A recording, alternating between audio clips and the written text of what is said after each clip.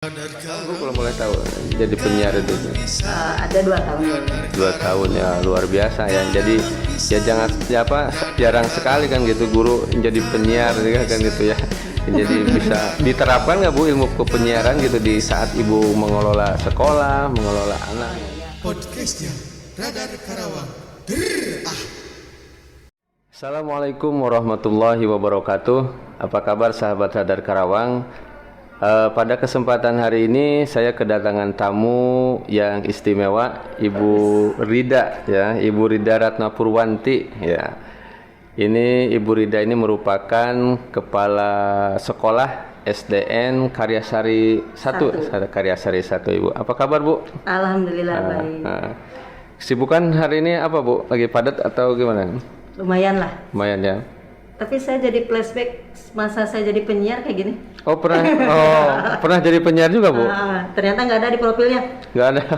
Nanti kita tahu. Oh, nggak ada di ini dulu jadi guru dulu atau jadi penyiar dulu? Jadi guru, tetapi kan kalau dulu waktu jadi guru banyak waktu yang luang. Ada waktu yang itu kita isi dengan hal-hal positif. Oh, di Kerawang juga? Ya, dulu ada di Dengklok Radio Gema Proklamasi. Oh, Gema Proklamasi. Sekarang masih ada nggak ya? Katanya ambil alih orang lain, diganti nama gitu. Kemudian saya sudah sibuk ya udah. Oh, itu ya. Difokus sekarang di pendidikan itu ya. Oke, iya. Lebih nyaman mana Bu? Mending jadi penyiar atau jadi guru? Beda jauh Kang. Beda jauh. Iya. Beda jauh. Kalau di dunia pendidikan jadi guru kita punya benar-benar lahan yang luas ya. Kalau di penyiar memang kita untuk keterampilannya memang seperti itu. Yang penting wawasan. Wawasan ya. Di guru kita jejak langkahnya justru banyak ya. Iya. Jadi memang lebih passionnya di berapa tahun Bu kalau boleh tahu jadi penyiar itu tuh? Ada 2 tahun dulu mungkin. 2 tahun ya, luar biasa ya. Jadi ya jarang sekali kan gitu guru jadi penyiar juga kan gitu ya. Jadi bisa diterapkan nggak Bu ilmu kepenyiaran gitu di saat Ibu mengelola sekolah, mengelola anak? Oh iya pasti. Justru kalau saya ketika ada kesempatan-kesempatan apapun yang saya lakukan di luar ini adalah bahan pembelajaran buat pribadi saya, buat potensi diri saya, mengali potensi diri saya juga ya buat ke peserta didik. Itu pasti tetap ada pengaruhnya. Kalau berbicara pendidikan, Ibu bergelut di dunia pendidikan sejak tahun berapa Bu? Dari 98. 98. Itu langsung jadi PNS? PNS. Jadi kita lulus kuliah waktu itu alhamdulillah takdir ya rezeki. Jadi tidak mengalami jadi guru sukuan. Tetapi selama jadi PNS saya selalu prihatin lah kepada guru sukuan. Saya makanya banyak berteman dengan guru-guru sukuan. Karena memang pekerjaan jadi guru itu luar biasa. Mereka jadi sukarelawan saja udah jadi pahlawan di dunia pendidikan, udah keren gitu. Yeah. Tanpa nunggu finansial. Iya benar Ibu. Ibu jadi guru itu memang keinginan sejak dulu atau dorongan dari keluarga misalnya? Wah, ternyata asik di luar konsep nih. Aduh. Gini Kang.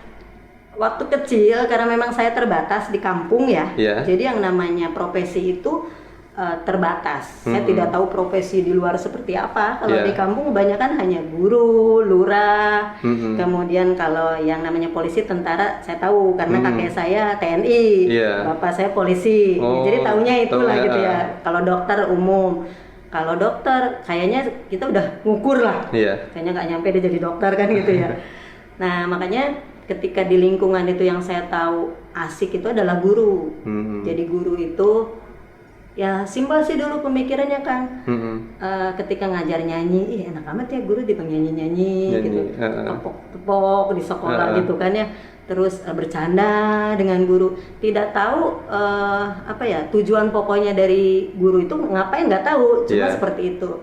Jadi sejak kecil udah ketika ada yang nanya pasti saya jawab guru. Nah, sesuai perkembangan zaman, saya ke sekolah lebih tinggi. Nah, mulai nih ternyata luas juga dunia profesi gitu. Dan berbagai macam alasan mulai tidak tertarik tuh jadi guru. Karena mungkin tujuan utamanya saya nggak paham kan gitu ya. Nah ketika di SMA saya udah pengen cita-cita pengen jadi tata kota kan. Waduh. Jadi apa? Arsitek atau apa? Iya, arsitek. Aduh, keren amat ya kalau jadi arsitek, pengen bikin taman yang keren-keren gitu. Ya adalah cita-cita pengen ke ITB, ternyata nggak ngukur kali kemampuan saya juga di situ. Ya, akhirnya kita nggak gagal.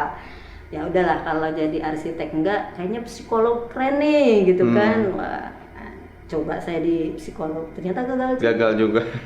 Kebetulan teman saya ada ngajak yang daftar ke PGSD dulu. Saya tidak tahu PGSD itu apa. Nah ketika saya daftar ke PGSD, di situ teman saya udah bareng aja gitu kan. Nanti saya ada temennya, kita ngapalin bareng-bareng gitu kan, kita testingnya bareng gitu. Tapi saya nggak punya uang waktu itu. Masih ingat 27.000 kan untuk beli formulirnya. Beli formulir. Saat itu gede ya. Saat itu ya lumayan, kita nggak punya. Saya nggak punya kan. Tapi nggak punya duit, udah nggak apa-apa, saya yang bayarin. Nah, alhamdulillah dia bayarin. Akhirnya kita belajar, pas testing kita bareng-bareng. Nggak tahu kan, saya lulus lah di PGSD UPI Bandung. IKIP dulu, IKIP Bandung. Dan ternyata saya belajar banyak di situ. Perubahannya luar biasa berat buat saya karena saya sudah tidak mengidolakan lagi kan, tidak menginginkan jadi guru. Jadi karakter saya udah keluar dari situ. Pakaian saya yang aduh benar-benar nih baru nih podcast nih ngangkat sejarah. Luar biasa ya. Jadi saya masih sudah suka pakai kemeja, pakai celana panjang kayak gitu kan, pakai sandal jepit, udah tidak figur guru waktu itu gitu. Masuk ke PGSD UPI ya kita diatur dengan passion guru gitu ya. Setengah-setengah kan. Setengah-setengah.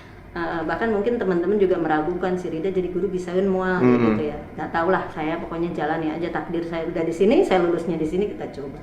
Dan ternyata masuk ke dalam PGSD, kita dikasih ilmu, otak saya belum mudeng kan waktu itu, belum nyampe.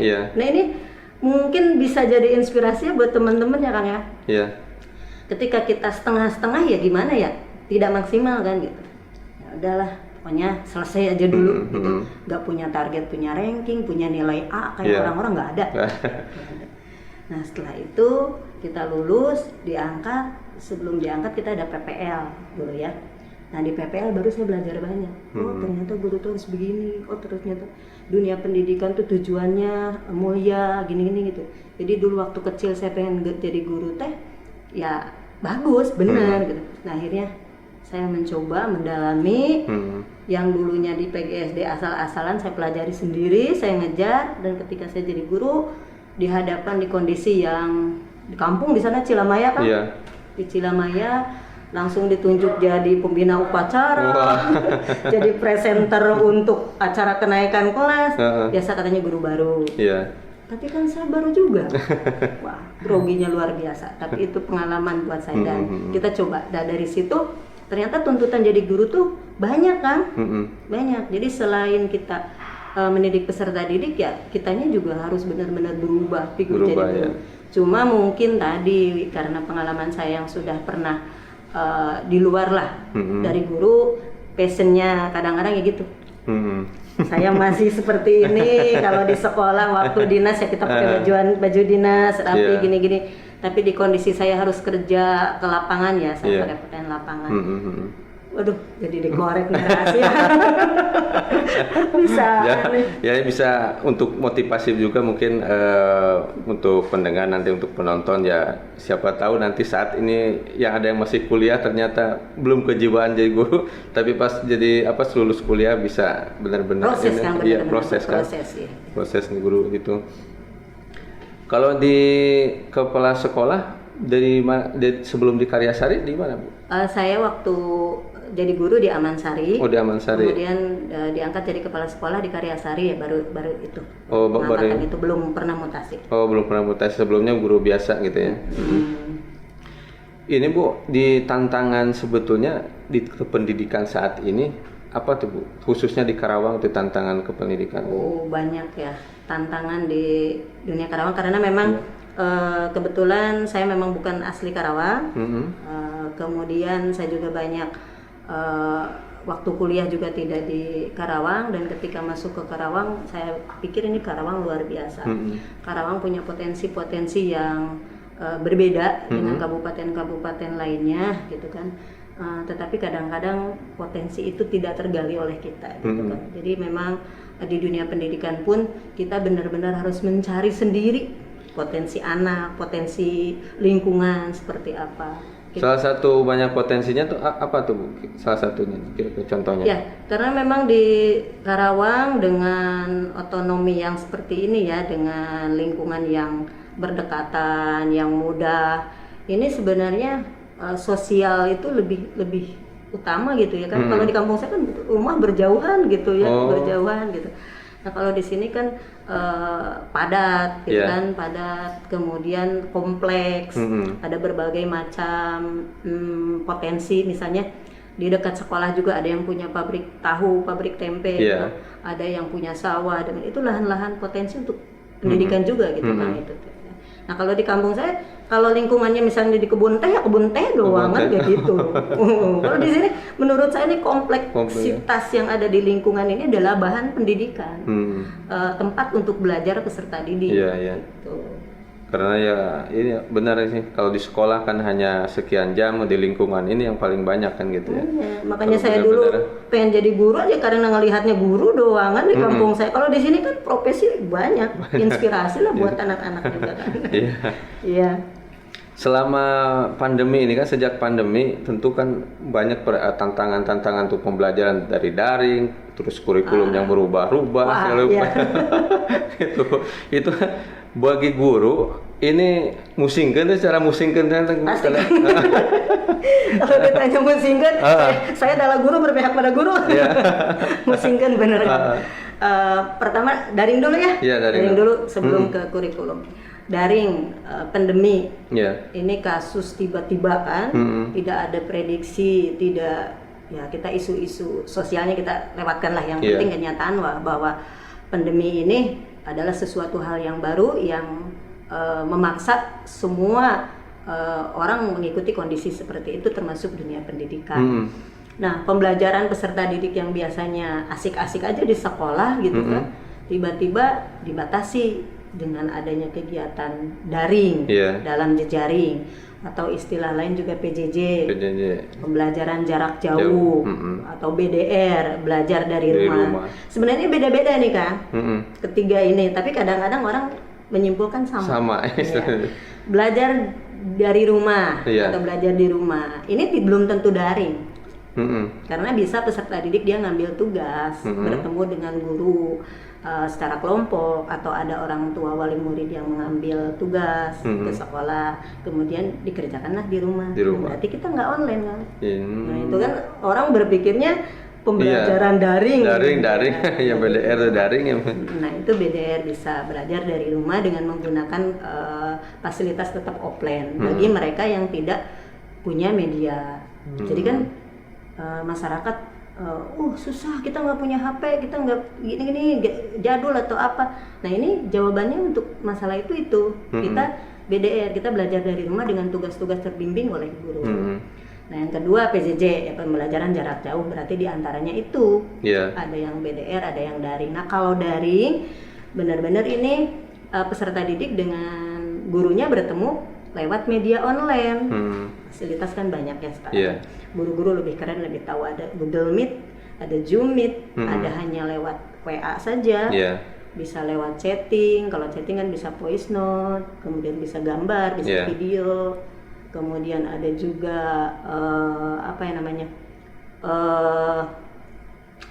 video call kayak gitu, video call terbatas itu kita gunakan. Nah kebetulan di sekolah saya fasilitas itu kita laksanakan, kita klasifikasi. Ada yang punya medianya daring, kita daring. Yang tidak, kita tidak paksa untuk mengikuti daring. Anak-anak juga kalau daring bete atau apa, berarti kita selang-selang dan selang-seling dengan yang tugas BDR. Jadi keterlaksanaannya inilah yang utama, bukan media atau metodenya yang kita pakai.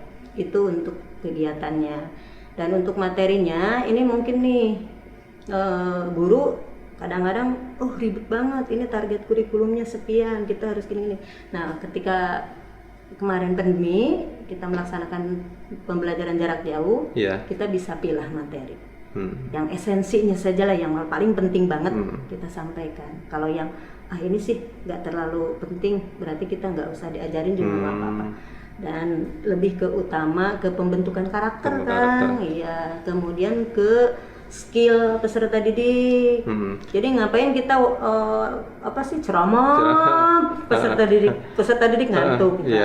Jadi kita lebih ke skill. Itu kalau untuk pembentukan karakter di tengah pandemi terusnya belajar daring itu gimana cara itu, Bu? Ya betul. Memang sulit, ini tidak mudah bagi guru-guru ya. Kita harus tetap ke pendidikan karakter. Jadi dari awal pembelajaran kita susun RPP-nya. Pendidikan karakter apa yang harus kita kembangkan dalam kegiatan ini. Misalnya kedisiplinan, kita selalu mengingatkan berdisiplin, ya mulai dari prokes, gitu kan ya, prokes, kemudian bagaimana cara cuci tangan dan lain sebagainya, itu harus selalu diingatkan. Kemudian misalnya penanaman karakter untuk tidak melunjak pada orang tua atau menghormati orang tua. Nah gitu. Sambil ngajar sambil terus diterapkan. Kalau tidak, daring ini rusak nih. Kalau karakter tidak ditanamkan, daring kacau nih anak-anak nih. Iya, 2 tahun ini apalagi kelas 6 yang lulus kemarin kan mungkin nggak sempet belum nggak maksimal lah mungkin. Iya betul, pasti materi banyak yang tertinggal. Pendekatan antara guru dengan peserta didik juga lumayan drop, lumayan turun. Makanya sesusahnya pun guru harus penanaman karakter, pendekatan kepada peserta didik harus diutamakan. Jangan sampai peserta didik malah jadi kabur, gitu kan? Gara-gara daring gini-gini gurunya tidak pernah nanyain ini itu, tidak pernah nanya kabar, gitu. Itu kan anak-anak udah lost aja kan? Tuh. Tapi ada nggak, Bu, yang anak drop out gitu gara-gara pandemi ini? Selama pandemi? Ya.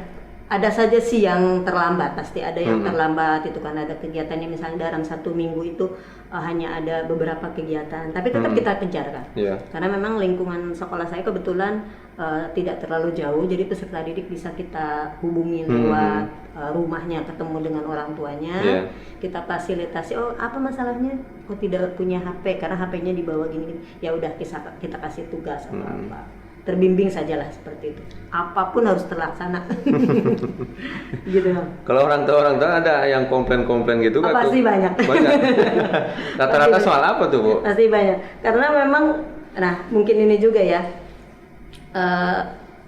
pembelajaran lah buat kita selaku peserta didik, selaku orang tua juga ya, saya juga kan orang tua. Kemudian juga saya selaku guru. Nah, kadang-kadang orang tua suka nyepelein lah ke pekerjaan guru gitu, atau guru juga orang tua teh kemana sih teman hati ke, nah kita saling salah menyalahkan gitu.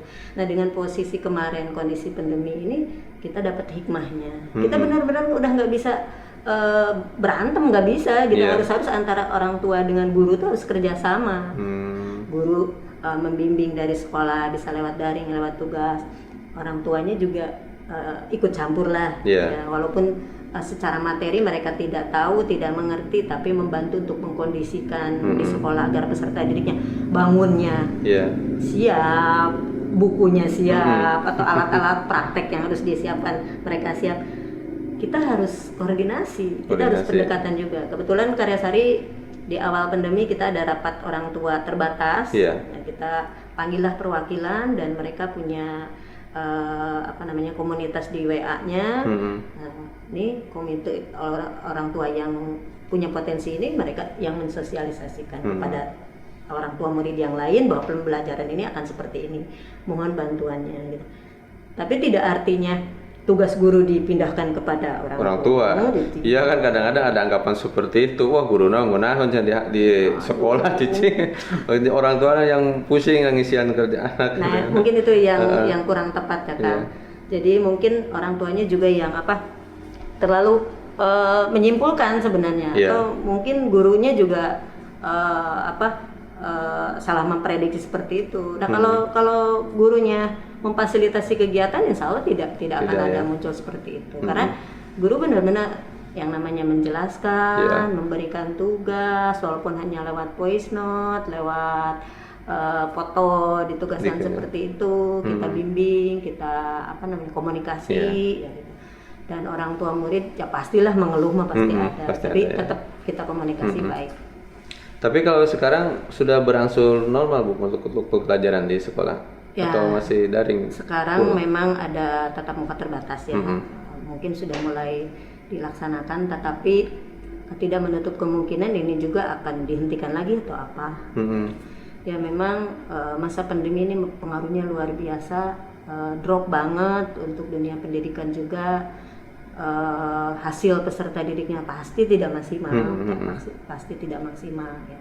Tapi ya upaya pemerintah untuk di sisi lainnya ya, di pandeminya gitu juga kita hargai. Ya, memang kita mengalah ini bukan untuk menghancurkan dunia pendidikan ya Kang ya, tapi justru untuk mengamankan mengamankan peserta didik dan masalah-masalah atau kata Akang tadi hambatan-hambatan pasti banyak, tapi kita berusaha walaupun tidak maksimal kita tetap berusaha. Kalau yang saya baca dari profil Ibu ini, Ibu juga pernah meraih guru berprestasi ya? Ibu ya? Guru prestasi itu karena guru sibuk kali banyak kerjaan. Oh, guru prestasi. Ya pernah dulu tapi tidak jadi juara 1. Oh gitu. Iya. Juara 3, tapi maksudnya ini satu kebanggaan buat saya karena memang dari pengalaman seleksi ke tahap guru berprestasi itu kita punya banyak pembelajaran buat saya pribadi, karena untuk jadi seorang guru itu sebenarnya seorang guru itu ya guru berprestasi itulah ternyata gitu. Jadi kalau bisa ya semua guru berprestasi gitu. Jadi tuntutan dari penilaian guru prestasi itu ya itulah ukurannya guru ya, kita harus seperti apa. Tetapi kesempatannya mungkin hanya beberapa orang saja, karena yang di luar sana yang tidak ikut daftar juga banyak. Guru-guru yang berprestasi. Kebetulan mungkin saya pernah daftar, pernah seleksi gitu. Di luar juga banyak guru berprestasi. Aktivitas apa Bu sekarang selain di guru, itu aktif di mana gitu? Ya banyak, kalau di organisasi masih tetap kependidikan ya, saya di kepramukaan. Di Kuacap Karawang. Saya tergabung di Pusdiklat. Jadi ada pusat pendidikan latihan untuk kepramukaan. Kemudian alhamdulillah kemarin lulus juga di program guru penggerak. Yang ini yang lagi booming di dunia pendidikan. Dan saya lulusnya di pengajar praktik. Pengajar praktik ini pendamping untuk kegiatan guru penggerak. Jadi peserta guru penggerak itu kami dampingi bagaimana keterlaksanaan program tersebut. Gitu. Di sekolah Ibu ada juga guru yang jadi guru penggerak? Baru daftar tahun ini, mudah-mudahan mereka lulus. Karena tahun kemarin ketika saya ajak, aduh kalau guru penggerak harusnya gini-gini, padahal enggak gitu ya. Jadi belum terbuka. Kalau sekarang udah daftar. Itunya apa sih Bu keuntungannya kita guru sebagai guru, misalkan untuk gabung guru penggerak itu misalkan? Guru penggerak kadang-kadang ini bisa bikin jadi bahasanya, guru penggerak berarti guru yang bergerak. Nah kalau guru yang diem berarti dia nggak bergerak, berarti bukan guru, katanya kan ada ya. Ada orang berprasangka yang kurang bagus lah gitu kan. Jadi seolah-olah yang lain ini dikucilkan atau tidak ada artinya gitu. Nah bukan sebenarnya. Jadi guru penggerak ini sebenarnya semua juga kita guru adalah guru penggerak. Dan mungkin kementerian juga kalau jangka panjangnya ya harus semua guru punya potensi, punya pendidikan seperti guru penggerak sama gitu. Nah, kenapa istilahnya adalah guru penggerak? Karena memang guru penggerak ini dia nanti akan menjadi ikon ya untuk guru. Judulnya juga penggerak, bisa menggerakkan. Dan menggerakkan ini artinya adalah menggerakkan siswa. Dan guru-guru yang sudah ada juga sebenarnya kan udah kan Kang. Nah makanya jadi jangan salah persepsi. Sebenarnya guru penggerak itu menggerakkan siswa, dan kita sudah kok. Walaupun kita bukan guru penggerak, ya kita udah jadi guru penggerak. Menggerakkan peserta didik, menggali potensi peserta didik. Kemudian kelebihannya ini bedanya. selain dia menggerakkan peserta didik, menggali potensi peserta didik, dia harus mampu menggerakkan dirinya, menggali potensi dirinya. Kalau sekarang saya hanya organisasi ini, bisa enggak sih saya bisa mengikuti kegiatan yang lain gitu kan, cari-cari pengalaman yang lain untuk apa? Peningkatan kompetensi kita sebagai guru. Iya, nah berarti kita bergerak juga kan? Iya. Peserta didik digerakkan, kita juga diri kita digerakkan. Dan yang beda lagi adalah menggerakkan rekan-rekan. Nah, kalau pendidikan yang lain dulu ketika ada kurikulum baru, kita di Bintek nih. Tapi kita nggak ada tugas untuk setelah Bintek menggerakkan orang lain, nggak ada ya. Udah aja gitu. Buat kita ngajar udah peserta didik udah gitu. Udah segitu teh udah. Nah, di sini beda. Jadi semua yang dia tahu itu harus ditularkan kepada temannya dan menggerakkan temannya untuk bisa bergerak sama-sama. Seperti itu guru penggerak. Jadi ini lebih maksimal, lebih penggalian ke potensi diri gurunya, potensi peserta didik, dan budaya-budaya positif yang sudah dimiliki oleh guru penggerak harus ditularkan, diikuti oleh teman-temannya. Jadi jangan kalau dulu misalnya saya, kenapa Rida G sekarang banyak kegiatannya? Karena yang lain nggak tergerak kan, nah saya juga tidak punya tugas kewajiban menggerakkan mereka kan. Kalau sudah ngajak secara pribadi udah kan gitu ya. Nah tapi kalau sekarang tidak bisa, ini harus wajib digerakkan, harus ada pengikut kita gitu. Nanti berarti otomatis tiap kecamatan kita gurunya kalau udah ada yang guru penggerak satu, yang lain juga bisa ngikutin gitu, bergerak aktif semua. Yang Ibu ini alami apa tuh Bu? Ada kesulitan nggak untuk jadi guru penggerak itu gitu? Oh iya, udah luar biasa nih si Akang ngagali. Kang Rusdi ternyata banyak. Yang digali ternyata banyak. Gini, ketika proses seleksi Kang, ya karena banyak yang gagal di tahap seleksi untuk menjadi guru penggerak.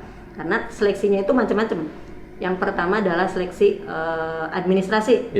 Jadi kita portofolio, semua kumpulan kegiatan yang pernah kita laksanakan ditanyakan di situ. Nah, kita ceritakan. Ceritanya juga ada syarat-syaratnya tuh, ada harus 500 karakter, 500 huruf gitu kan, ada yang 1000 huruf. Kemudian ada juga tes wawancara. Nah, tes wawancara itu langsung dari asesor dari kementerian yang mewawancarai lewat online. Bagaimana keterlaksanaan kita sebagai guru di sekolah, hambatan ataupun ide inisiasi yang pernah kita bikin di sekolah seperti apa, itu digali dalam kegiatan wawancara. Kemudian kita di tes juga, tes mengajar waktunya 10 menit, tapi kita harus maksimal, harus menggambarkan sebuah pembelajaran yang utuh, yang keren, yang benar-benar menggali potensi peserta didik. Jadi tidak bisa asal-asalan tuh bikin kegiatan belajar 10 menitnya. Nah, kadang-kadang yang namanya kita terburu-buru, 10 menit itu kan singkat ya, jadi tidak tergambar semuanya. Nah, kadang-kadang jadi tidak lulus. Itu yang banyak kesulitan di situ, teman-teman. Motivasi Ibu nih buat guru-guru, khususnya guru yang ada di Kriasari, kalau untuk jadi guru penggerak apa tuh Bu? Sekarang ada 2 orang yang ikut daftar guru penggerak di sekolah saya, dan mudah-mudahan ini efeknya bukan untuk pribadi dia saja, atau bukan untuk sekolah saja, atau bukan untuk peserta didik saja. Jadi semuanya nanti. Jadi kadang-kadang kan kalau dulu rek nanaonan saya mah geus cukup sakieu ge kan gitu. Nah, itu kalau untuk pribadi kan. Nah, kalau di guru penggerak ini kan tuntutannya banyak. Jadi mereka akan merasa dibutuhkan oleh semuanya. Dan nanti kalau mereka lulus, alhamdulillah ini akan membantu keterlaksanaannya di sekolah. Jadi kalau udah ada guru penggerak, hal-hal positif, pembelajaran yang maksimal, yang keren, yang bagus, yang sesuai dengan tuntutan kurikulum, tuntutan zaman, itu akan bisa mudah terlaksana. Karena mereka pernah mempelajari. Ya, luar biasa jadi guru penggerak. Jadi buat sahabat-sahabat guru jangan khawatir. Jangan takut untuk daftar jadi guru penggerak mungkin ya. Jadi justru itu banyak nanti keuntungannya ya Bu. Bahkan untuk calon kepala sekolah pun ke depan informasinya sertifikat guru penggerak itu bisa jadi persyaratan utama, persyaratan administrasi. Jadi kalau ada kesempatan bisa daftar gitu, bisa daftar, tinggal dipersiapkan dengan baik. Berarti Ibu teh udah jadi guru sekitar 21 tahun ya, 21 tahun. Lebih 21 tahun lebih. Ada nggak Bu sejauh ini yang belum Ibu tercapai, yang Ibu bisa capai gitu dalam hal pendidikan, yang ingin apa gitu cita-cita gitu? Ya, secara struktural lah kita ya, misalnya berada di sekolah, kita jadi guru. Saya sudah berusaha melaksanakan secara maksimal dari dulu, bekerja sama dengan kepala sekolah, dengan komite, dengan guru yang lainnya, kemudian menggali potensi peserta didik. Nah, ketika saya jadi kepala sekolah, mungkin kesempatan itu jadi melebar, jadi meluas, justru bimbingan saya jadi lebih banyak. Biasanya satu kelas, sekarang sudah satu SD gitu ya. Tetapi saya suka merasa kangen dengan anak-anak, dengan peserta didik. Ya. Mungkin kedepannya saya pengen punya sekolah juga yang saya bisa ngajar di situ. Oh, punya lembaga sendiri. Iya, yang saya bisa benar tetap bersentuhan dengan peserta didik. Karena memang kalau kepala sekolah mah secara struktural nggak ada punya jam ngajar berarti ya? Sekarang untuk peraturan yang baru memang tidak ada, tidak punya kewajiban untuk mengajar. Tetapi kalau kelas kosong ya pasti kita isi. Isi. Makanya ketika kelas kosong kadang-kadang kita kangen ngajar ya, kita seneng gitu dengan peserta didik. Karena saya yakin buat para pejabat atau rekan-rekan yang sudah di luar dari guru, kalau memang dia jiwanya guru pasti masih tetap pengen ngajar, pengen ngajar. Gitu. Jadi mudah-mudahan saya suatu saat punya kesempatan punya kelas, ya kelasnya mah dari mana saja lah. Mungkin nanti kita bisa daring deh, jarak jauh ya, dari mana-mana tuh peserta didik saya. Lagi ngelamun nih kan. Lagi mimpi. Gak apa-apa Bu, siapa tahu bisa terwujud kan gitu mimpinya. Gitu. Kan sesuatu berasal dari mimpi katanya. Iya. Dan ulah poho Bu kalau sudah mimpi bangun itu kan. Iya. Ulah keterusan mimpi, tidur terus enggak jadi wujud-wujud nih. Jadi mimpinya. Iya, benar-benar. Kan gitu. Ada ini nggak Bu ya di sekolah yang Ibu pimpin saat ini, yang ada program unggulan yang Ibu terapkan misalkan di sekolah Ibu gitu kan? Oke. Waktu sebelum pandemi saya sudah membuat program untuk Jumat mengaji. Pagi-pagi kita laksanakan Jumat mengaji, seperti ada yasinan, kemudian setelahnya ada sholat duha, seperti itu Jumat. Kemudian ekstrakurikuler sudah biasa. Nah, ketika pandemi kita tidak bisa laksanakan, walaupun daring ya kita nggak bisa lah, kita off aja. Nah, tetapi ternyata ketika daring, inilah mungkin hikmahnya ya, kita jadi mengenal yang namanya bikin video. Kan dulunya nggak bisa Kang ya, nggak tahu Google Meet gitu kan. Jadi saya punya program, tiap acara-acara atau tiap kegiatan tahunan, misalnya ada hari besar, itu kita bikin program kegiatan lomba Kang. Lomba-lomba yang bisa kita fasilitasi peserta didik tetap di rumah tapi ikutin lomba. Ada yang lewat video, ada yang bisa gambarnya kita foto seperti apa gitu kan. Ada juga kita langsung lewat Google Meet. Kita pakai tuh Google Meet, anak-anak lomba nyanyi di rumahnya. Itu jadi hal yang baru buat saya, ini dimanfaatkan gitu. Dan ketika kemarin ada lomba di Kuarcap, kemarin tuh ada lomba di Kuarcap untuk siaga saya ngirimin. Karena memang sudah biasa di sekolah, kita udah biasa bikin konten, ya ini alhamdulillah juara 3.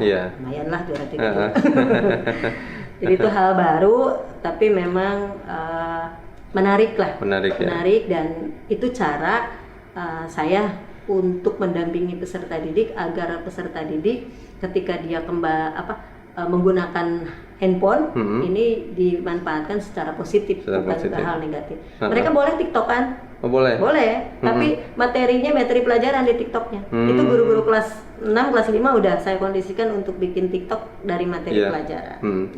Kadang-kadang ini juga sih ya Bu ya kita nggak bisa membendung kemajuan teknologi ini kan adanya TikTok atau adanya apalagi lah aplikasi yang lain-lain, dan juga anak-anak ini sudah akrab ya. Kalau memang dihadang benar-benar, dilarang, itu kan nggak bisa, malah berontak tinggal diarahkan ke hal-hal yang positif, malah bisa menghasilkan cuan. Mudah-mudahan. Iya, kalau anak-anak ini gitu. Oke, Akang mungkin ke sana ya orientasinya. Kalau saya gini, kalau guru mah bukan begitu lagi, Kak. Jadi anak kalau diajak belajar diajak ke hal yang positif itu biasanya cepat bosen. Nah, kalau dia arahkan ke hal-hal yang kayak gitu ya, game, tiktokan gini gitu kan mereka asik. Tapi kalau udah disuruh tiktokan yang tentang positif tuh pasti ada bosennya, ada jenuhnya. Nah, ketika bosan dan jenuh di media elektronik ini, kami harapkan mereka kembali lagi lah ke alam. Udah ternyata bete, HP-nya ditaruh aja, bosen Bu, gini-gini. Nah, itu mungkin orang lain tidak terbaca ke sana tujuan saya. Tapi memang itu akan jadi antisipasi agar mereka tidak tergantung kepada media-media sosial. Bener nggak? Iya, bener juga sih Bu. Ya. Itu harus ada diarahkan untuk balik lagi. Iya, balik lagi supaya tidak kebablasan. Iya, itu merusak moral, merusak pikiran, merusak mata, merusak pencarian. Iya. Oke, mungkin Bu, untuk terakhir Bu, harapan Ibu saat ini untuk lembaga Ibu yang sekolah Ibu yang Ibu pimpin saat ini, dan untuk anak-anak Ibu ke depan seperti apa Bu? Oke. Kebetulan selain saya pengajar praktik di program guru penggerak, saya juga sudah daftarkan sekolah saya untuk jadi sekolah penggerak. Ya kan? Mudah-mudahan saya mendapatkan edukasi bagaimana cara menggerakkan sekolah yang lebih maksimal lagi gitu kan. Ya karena saya merasa masih banyak kekurangan gitu. Nah, mudah-mudahan ini ketika gabung di sekolah penggerak saya difasilitasi oleh pemerintah ilmunya, fasilitasi media dan lain sebagainya, mudah-mudahan bisa berjalan dan maksimal. Kemudian untuk guru-guru, mudah-mudahan guru-guru bisa bekerja sama, jadikanlah saya temen gitu. Ini kelemahannya nih, kadang-kadang teman-teman guru kalau bareng-bareng sama saya masih ada takut atau gimana, padahal saya benar-benar udah ngajak mereka jadi temen, ayo bareng-bareng gitu. Mudah-mudahan bisa berkolaborasi dengan guru-guru, benar-benar meningkatkan kualitas peserta didik, kualitas sekolah. Dan untuk peserta didiknya ya sesuai dengan materi terbaru di guru penggerak ya. Jadi di program guru penggerak ini anak harus dikondisikan sesuai kodrat alam dan kodrat zaman, Kang. Nah, kayak tadi media elektronik kayak gitu berarti kodrat zamannya mereka harus ngikutin. Tapi untuk membatasi, untuk membimbing mereka seperti itu, dan kodrat alamnya, Kang. Nah, ini yang kadang-kadang oleh guru suka dilewat karena ada buku. Maksudnya apa tuh kodrat alamnya itu? Jadi sesuai dengan lingkungan alam yang ada di sekitarnya, sesuai dengan anaknya, potensi anaknya. Kalau anak ini dia tidak suka olahraga, ya sulit untuk dipaksa ikut olahraga. Tapi kita bimbing, ya ini olahraganya tidak maksimal nggak apa-apa. Tapi potensi yang lain mungkin bisa tergali. Nah ini mudah-mudahan guru bisa semua ya se-Indonesia akan diarahkan ke sana. Potensi peserta didik itu punya potensi alam. Jadi alam dianya, karakter dianya mau kemana itu kita harus jadi kita tidak boleh menyamaratakan peserta didik. Oh itu kudu bisa kabeh tentangnya, nggak usah.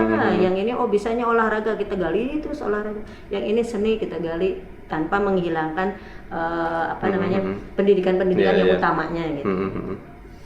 Ya itu berarti kodrat alam dan alam sama apa tadi? Zaman itu ya perlu juga dipahami sama orang tua juga gitu ya. Iya. Itu perlu. Betul kan, benar ya, jadi keingetan. Kadang-kadang orang tua yang punya target nih. Iya. Si anaknya misalnya si Agus nih, menurut bapaknya si Agus harus jadi pemain bulu tangkis misalnya. Padahal anaknya nggak suka nih, jangan dipaksa nih.